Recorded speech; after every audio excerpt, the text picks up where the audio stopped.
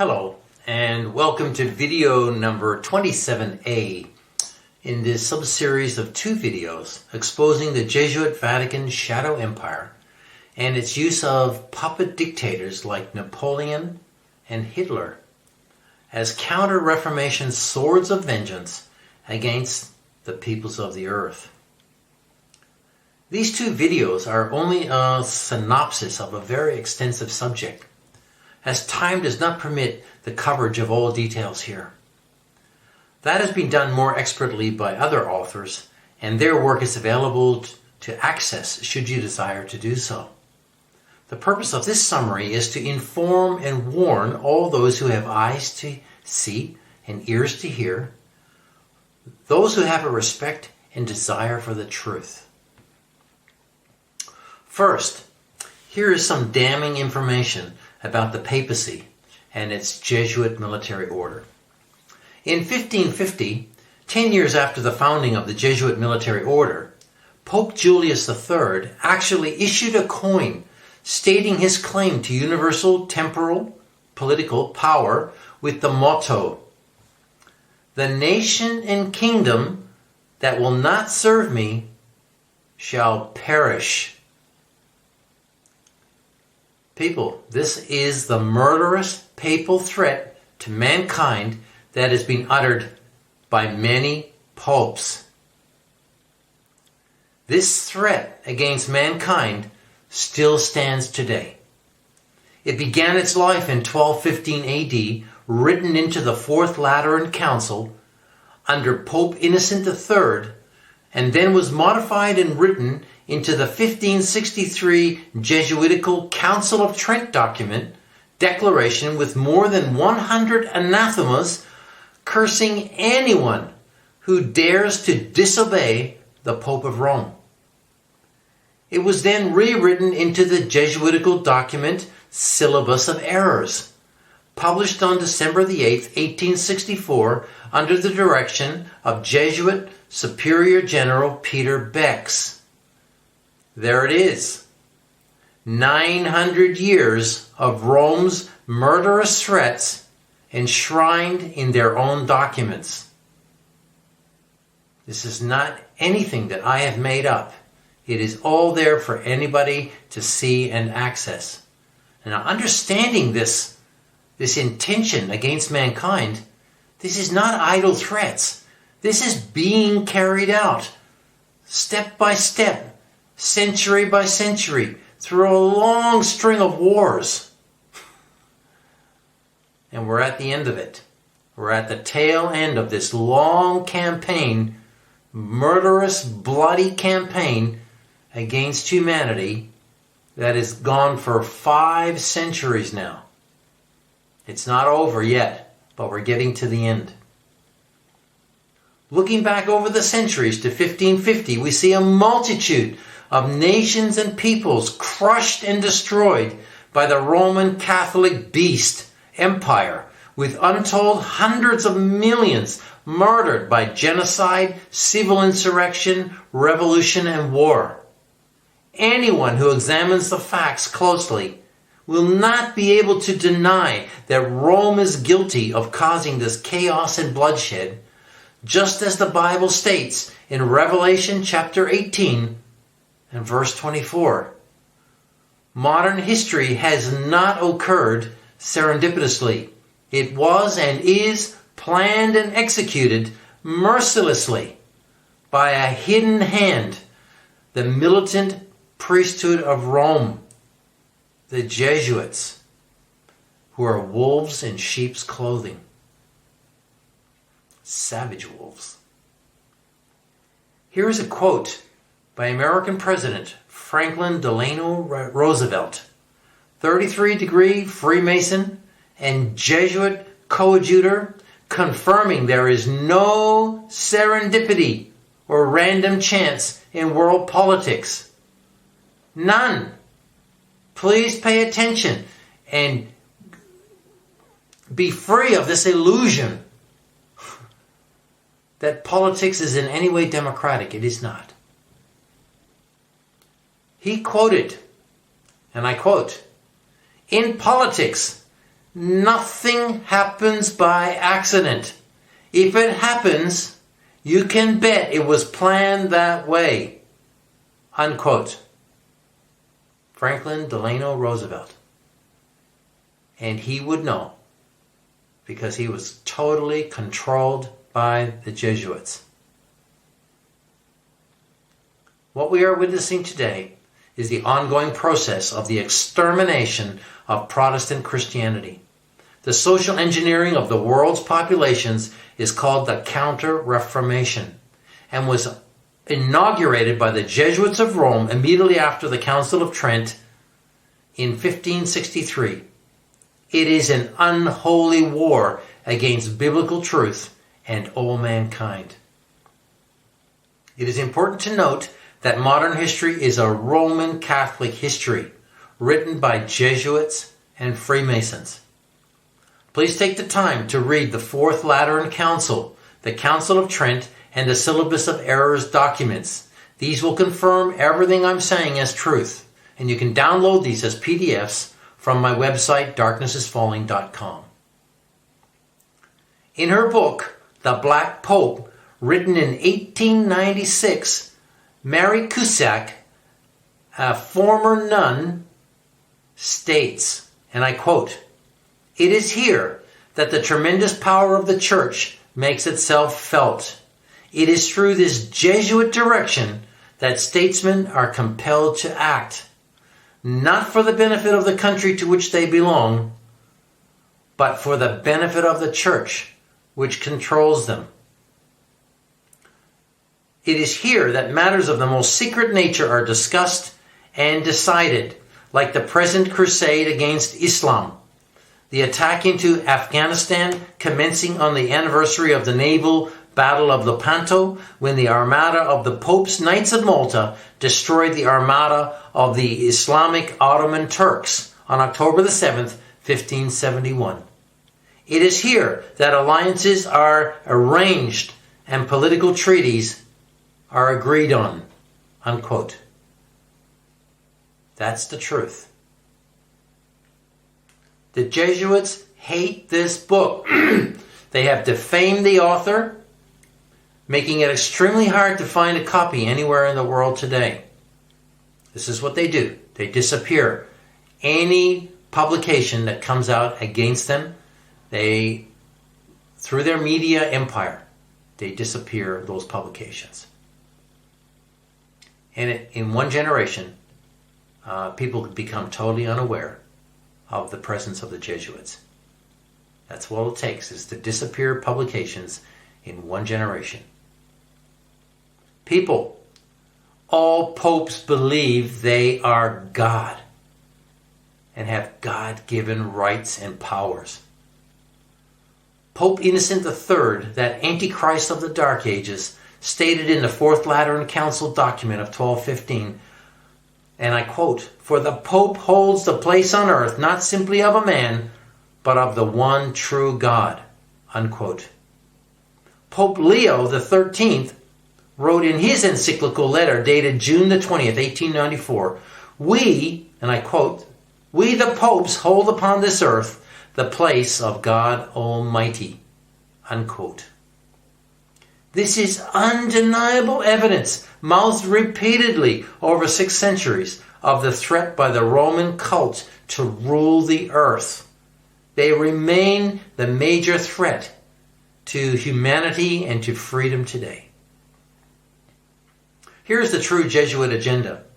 Ignatius Loyola, the founder of the Jesuits and first Jesuit general from 1540 to 1556, wrote in his book, Secret Instructions of the Jesuits, in 1540, and I quote, "But if our hopes in this should be blasted, and since offenses of necessity will come, our political schemes must be cunningly varied, according to the different posture of the times. And princes, our intimates, whom we can influence to follow our counsels, must be pushed on to embroil themselves in vigorous wars, one with another, to the end our society, as promoters of the universal good of the world," what a joke that is, may on all hands be solicited to contribute its assistance, and always employed in being mediators of public dissensions." Unquote. There they are, right there. The founder of the Jesuits admits that they must make all leaders of the world commit themselves to endless war for the purpose that the Jesuits will come out on top in total control. Right there, in that one statement. You cannot argue against this, folks. You cannot. If you're listening to this and you're going, no. There is the facts. You deny the facts at your own peril. The facts are there. It's all documented. Do not turn away from the truth.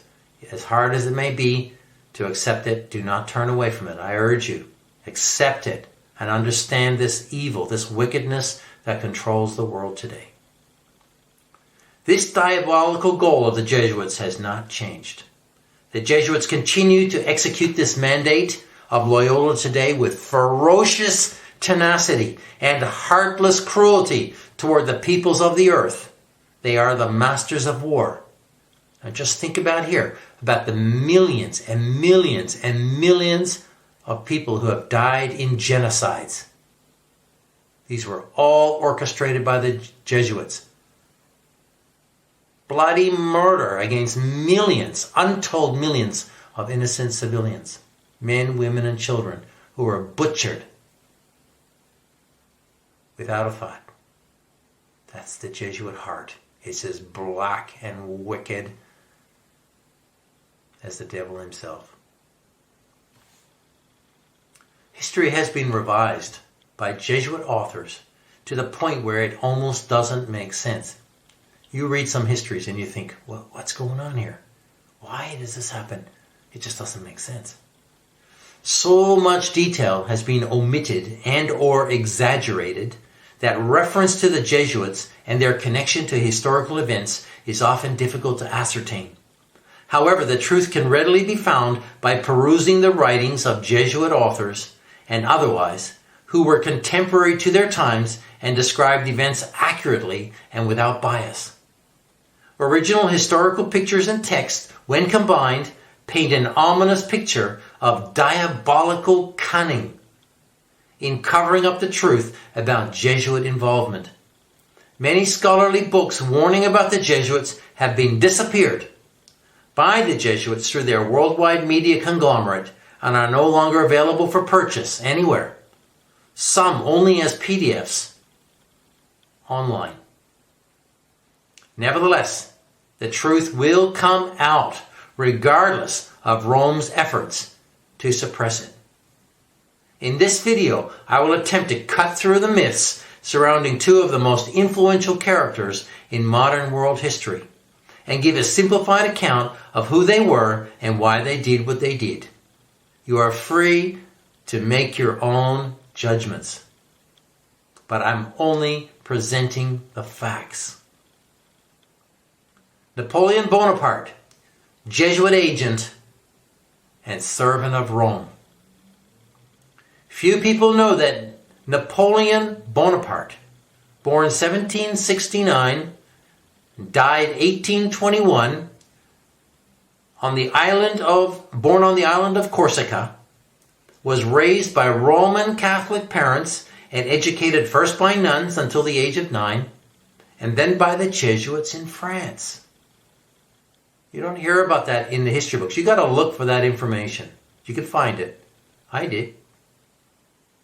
He spent only 4 months, January to May 1779, at the Autun Academy near Aix in France, then was transferred to the Brienne-le-Château military school for 6 years until 1784. Then he was sent to the École Militaire, the military school, in Paris, finishing a 2-year course in 1 year. This was all funded by a mysterious scholarship, but of course, the identity of the patron has never been disclosed. I maintain, and an abundance of evidence points to the fact that the Jesuits, who had a strong base in Corsica, saw potential in Napoleon from the time he was young, and with his parents' agreement, funded him, grooming him up as an obedient hammer of vengeance to crush the enemies of the Jesuits, including popes, Catholic kings and queens of Europe, who had expelled them, other Catholic orders, and the Muslims. The Jesuits never forget and never forgive. They'll wait centuries to take revenge. And this he was to do, changing the political and spiritual face of Europe forever, and laying the foundation for the Jesuits' future Luciferian New World Order, which is here today. And it's almost complete. The Making of a Hammer, Napoleon's Progress from 1785 to 1799. The rise of Napoleon to ruler of France and conqueror of Europe cannot be understood unless it is within the context of a hidden hand assisting him every step of the way. His involvement in the complex Corsican nationalist struggle, while at the same time fighting for France, one of the three protagonists involved, is inexplicable. Wikipedia says he was a supporter of the Republican Jacobin movement, organizing clubs in Corsica. The Jacobins were vicious Masonic thugs, controlled by the Jesuits under the guise of Illuminati. The Jesuits are master political and military agitators, using a vast resource of historical knowledge to usurp advantage over their enemies.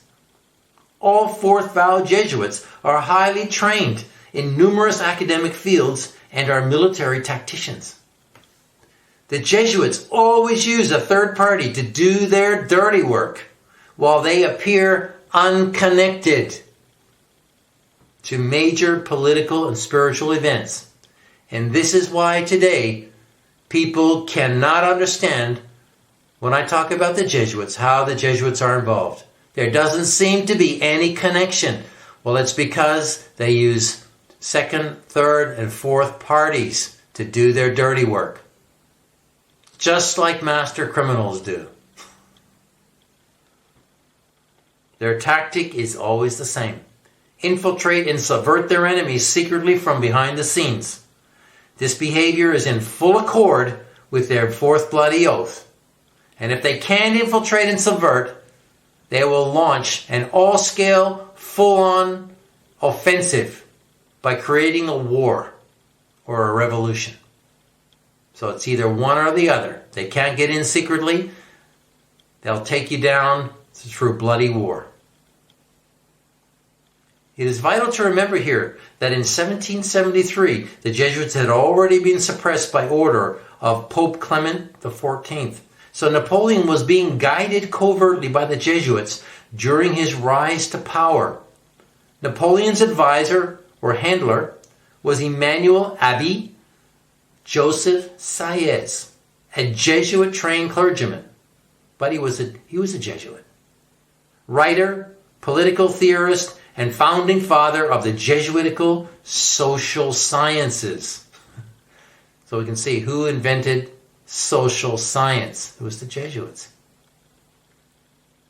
He was a major political player and took 6 key positions of political power at critical moments during the 10 years of the French Revolution, ensuring Napoleon's hold on power and rise to the place of the French emperor.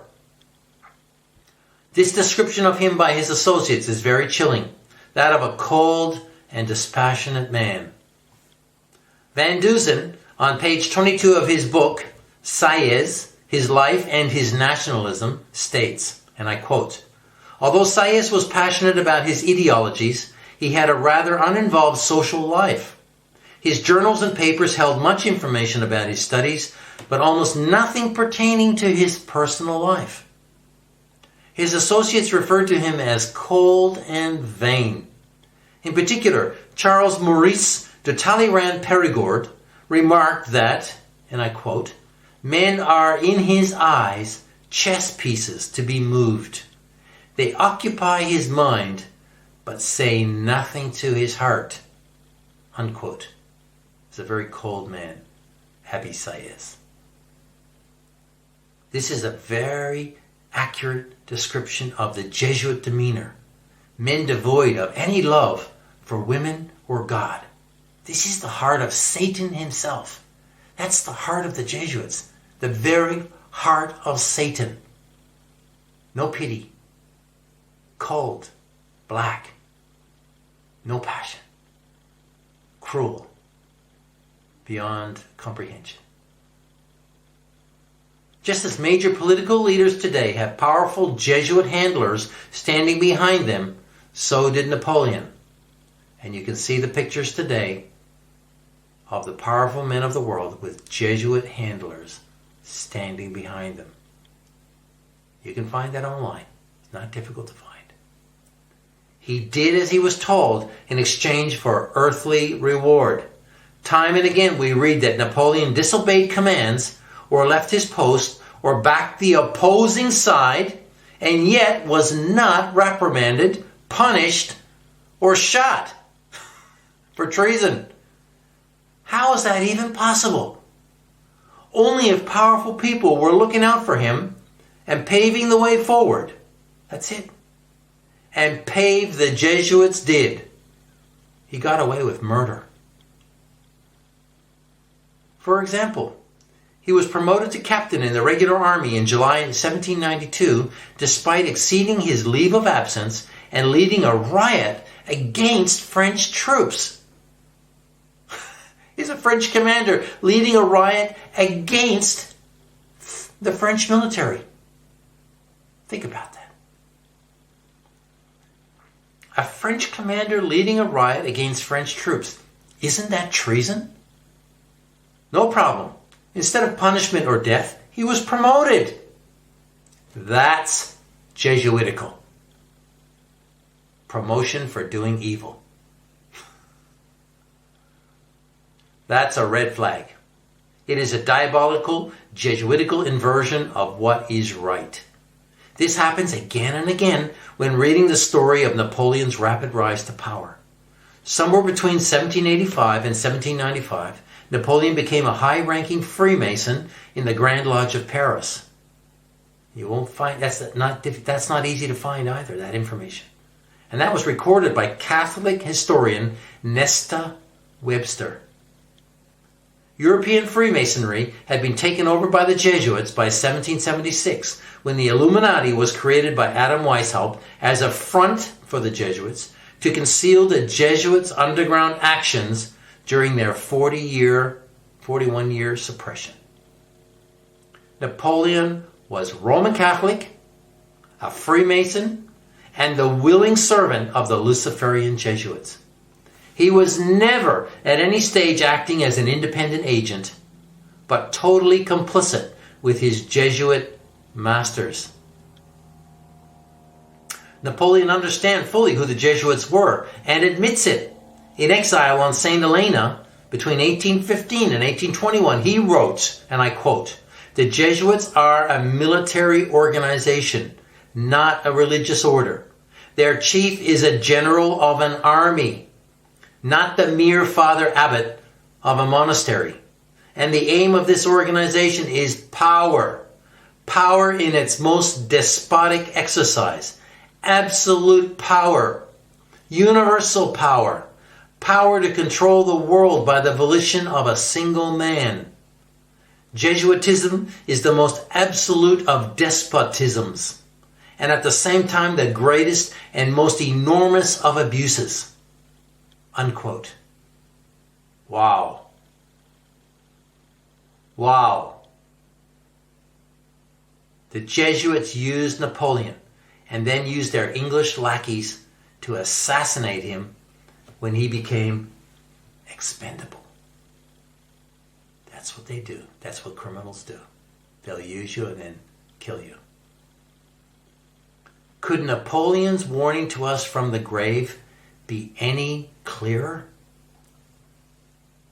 Napoleon, dictator of France. In 1792, Napoleon was promoted to captain in the French regular army. He's already proven his revolutionary salt to his ghostly superiors in Corsica. In 1793, as artillery commander of the Army of Italy, he is wounded during the siege of Toulon and promoted to brigadier general at the age of 24. He is made commander of forces guarding the Republican National Convention in 1795, repulsing the royalist forces, becoming famous, and thus promoted to commander of the interior and commander of the Army of Italy. In 1797, after a succession of victories in the Italian campaign, France controls northern Italy, Venice, the lowland countries, and brings Austria to heel.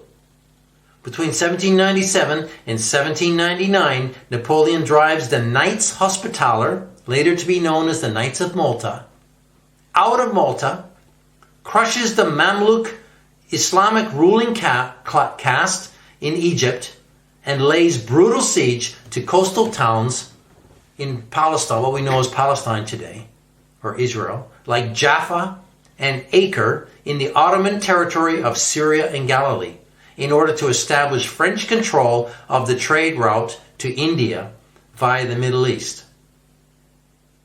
Or so the books say. I don't believe it.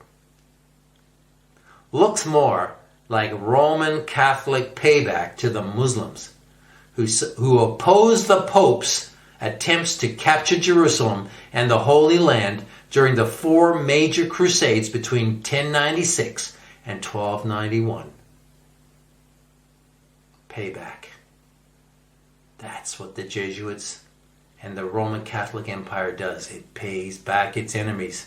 It may take centuries, but they will. On November 9th, 1799, which adds up to 911, Napoleon, by rewriting the Constitution and fudging the numbers in a rigged plebiscite, gets himself elected as first consul and effectively becomes dictator of France. So, by 1799, he's the dictator of France. Remember that the bloody French Revolution is happening simultaneously between 1789 and 1799, while Napoleon is campaigning in the field, punishing the Jesuits' enemies, and that he becomes dictator of France on the same date that the revolution ends. Wow, what brilliant timing is that? November the 9th, 1799. If you call that coincidence, then you just aren't paying attention. This was all planned by the Jesuits down to the exact day and month they wanted. 9/11. A number which has very high occult significance to Luciferians. Napoleon, the French Caesar. Napoleon isn't done yet. In 1800, he crushes the Austrians in northern Italy, and by 1802 has signed a treaty with the British.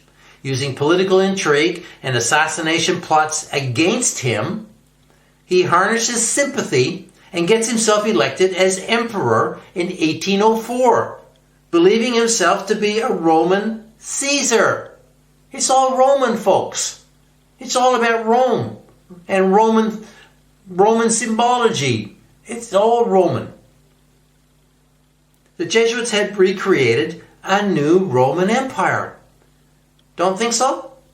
Napoleon was crowned with a gold Roman laurel wreath. The laurel wreath of the victor. And a replica of Charlemagne's crown was also made, but Napoleon apparently refused to wear it, and we don't know why.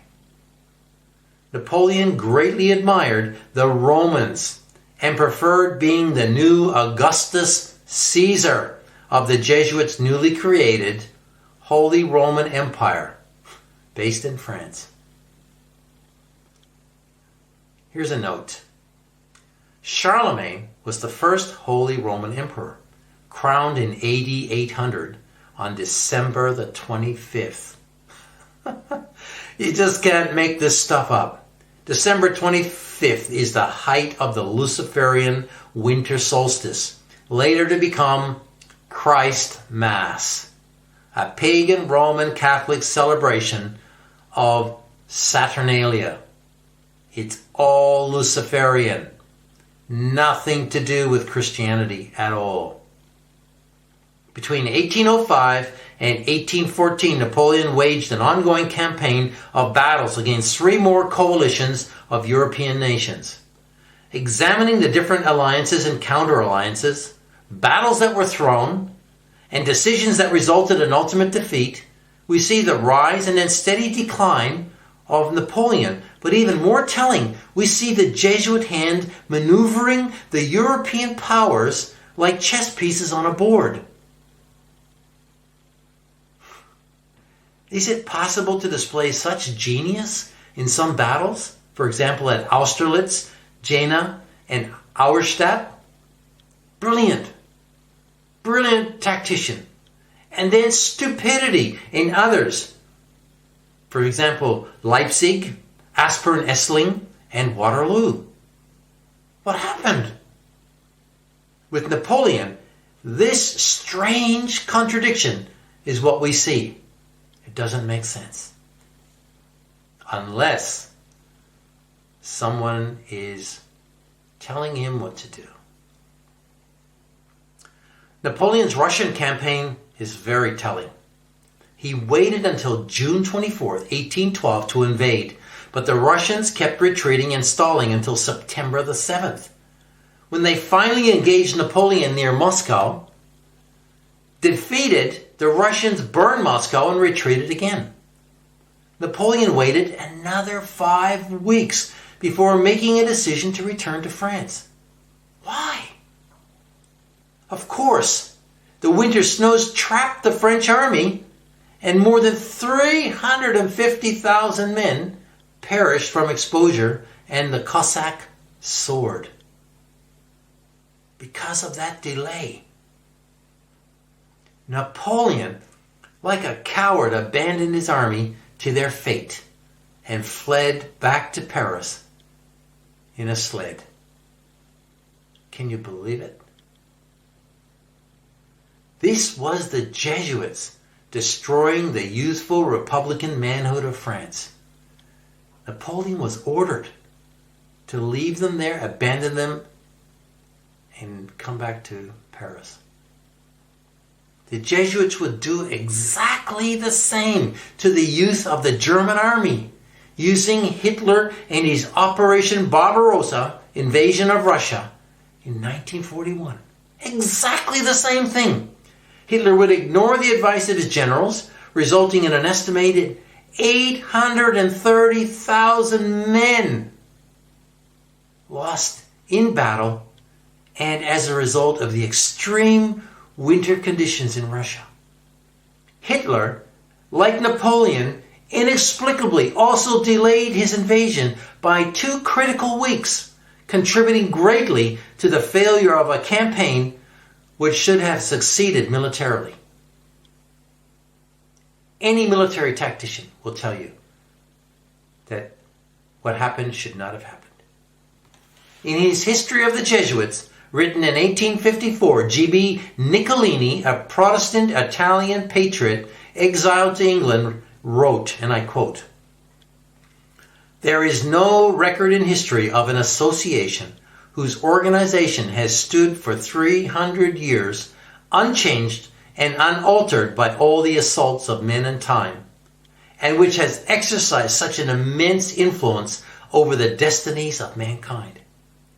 The ends justify the means is his favorite maxim, and as his only end, as we have shown, is the order.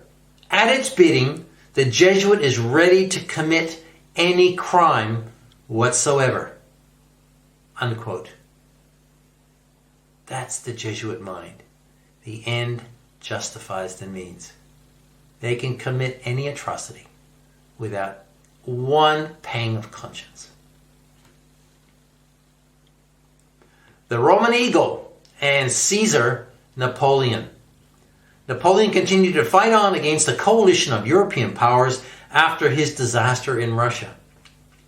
Again, he delayed in his tactics, allowing his enemies to gain the upper hand, so that by 1814 the game is up as they close in on him. Why did he do this? He is banished to the island of Elba, and the European powers then squabble over a peace plan for Europe at the Congress of Vienna between November 1814 and June 1815. Miraculously, Napoleon escapes, and on February 26th he's back in France with full support of the army and leaders beginning a new campaign. How is this possible? This man leads a charmed life. But people, it's more than that. He has total assistance from the Jesuits from behind the scenes. He is then defeated at Waterloo by Wellington and Leberecht von Blücher, where he throws the battle to the English. Why? Well, we now know.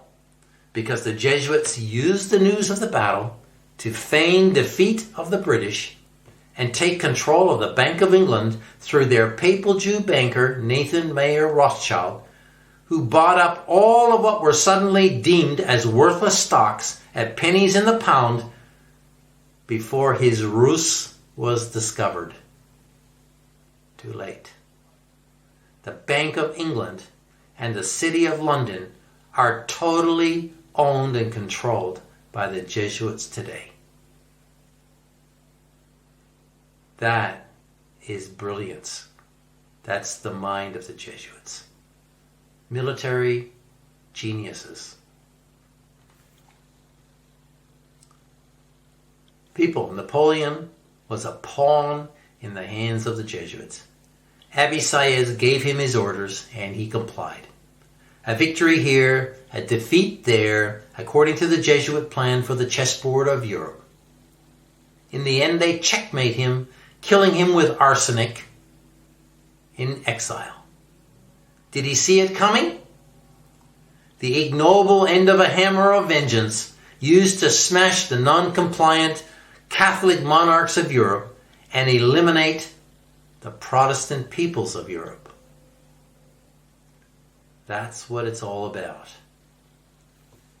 Between 1789 and 1815, the Jesuits brilliantly killed many birds with one stone. Number one, they got rid of their obedient hammer Napoleon in 1815 after using him to crush the kings and queens of Europe. Number two, they took revenge on their enemy, the Dominican order, assassinating thousands of priests during the French Revolution. Number three, they did the same with their political enemies, beheading, shooting, and imprisoning more than 50,000 victims. Number four, they formed a holy alliance through their tool, Prince Clemens von Metternich of Austria, with the monarchs of Europe through the Congress of Vienna and later the secret Treaty of Verona in 1822 to suppress all attempts by the peoples of Europe for popular government. Number five, they expanded their nascent American empire with the bargain basement purchase of the Louisiana Territory for $15 million. And finally, number six, they resurfaced triumphant from suppression on August the 7th, 1814, nearly 41 years later, in almost total control of Europe under the guise of the mysterious Illuminati. Brilliance. Here's a quote by M. Josephson, an American physician and historian, in his 1968 book, The Federal Reserve Conspiracy and Rockefellers. He quotes, "Weishaupt and his fellow Jesuits cut off the income to the Vatican by launching and leading the French Revolution, by directing Napoleon's conquest of Catholic Europe, and by eventually having Napoleon throw Pope Pius VII in jail at Avignon until he agreed as the price for his release to re-establish the Jesuit order. This Jesuit war on the Vatican was terminated by the Congress of Vienna and by the secret 1822 Treaty of Verona." Unquote. Note: John Clark Ridpath writes in his Ridpath's Universal History, Volume 14 and page 748, I quote, "Being one of the greatest enigmas of history, Napoleon was a tool of the order," the Jesuit order. As a result of the order's suppression in 1773, Napoleon, believing the people should not have the Bible in their own language pursuant to the Council of Trent, was brought to power out of Corsica, the order's island fortress. Through Bonaparte's military exploits, the Jesuits imprisoned the papal Caesar and drove the Roman Catholic monarchs of Europe into exile until they had learned their lesson to never interfere with the power of the Black Pope. Here we see the great betrayal by the emperor as he abandons his grand army of 250,000 men? No, it was more. To the Snows and Cossacks of Russia in 1812. Those brave men, truly believing they were fighting for liberty, could not be allowed to return to France, the order intending to reduce Europe to the tyranny of the Holy Alliance. To further dash the hopes of the French, Napoleon, betrayed by his Jesuit masters, including the Jesuit-trained coadjutor Abbé Sieyès, was confined to St. Helena, an island in the middle of the South Atlantic Ocean, and in due time given the orders "poison cup" by his detested English jailer in 1821. Unquote. By 1822, the stage is set for the Jesuits to move their plan for world domination forward under the leadership of Black Pope Johannes Philipp Ruthan, 21st Superior General of the Jesuits, between 1829 and 1853. The plans are set for the American Civil War between 1861 and 1865 to divide America and suppress democratic autonomy. The Jesuits will incite a multitude of wars in every part of the world, using European empires subservient to Rome to military suppress all attempts at establishing popular government and self-rule by indigenous peoples. They don't want democratic governments.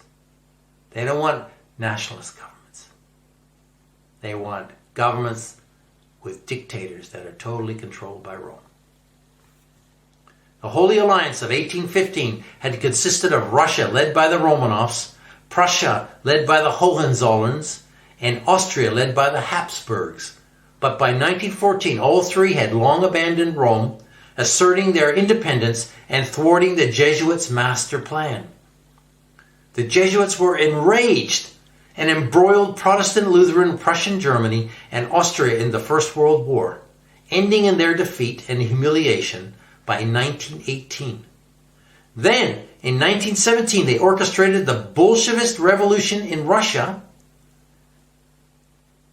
assassinating the royal family and turning the country into a Marxist hellhole. These events then set the scene on the world stage for the events that followed a few decades later in Germany, Italy, Spain, and Japan, culminating in World War II. The Jesuits had orchestrated World War I, and now they would finish the job with World War II, completing their second 30-year war against Protestant Christianity. People, the Jesuits control this world system with the power pyramid they have created over 500 years. They have succeeded in deceiving the whole world. If you have persisted reading this far, then it means you are looking for answers. I have done my best to warn you of the danger that lies ahead. Every human soul will die and stand before God at the last judgment. There is no escape. Everyone who has ever lived will face the judgment and an eternal destiny in either heaven or hell. Just as it is written in Hebrews chapter 9 and verse 27, just as man is appointed to die once, and after that to face the judgment. Jesus Christ said in John chapter 14 and verse 6, I am the way, the truth, and the life. No man comes to the Father, God, but through me. There is no other way to be saved from sin and death. God loves you, and his free offer of mercy is being extended now. But time is running out on human history. This age is almost finished, and darkness is falling rapidly as the Jesuit Vatican New World Order beast system implements world fascist control. These truly are the last days. This is happening right now. Thank you for listening, and may God bless you in your search for the truth. Please share this information so that others may be warned about what is coming. I hope to see you in the next video.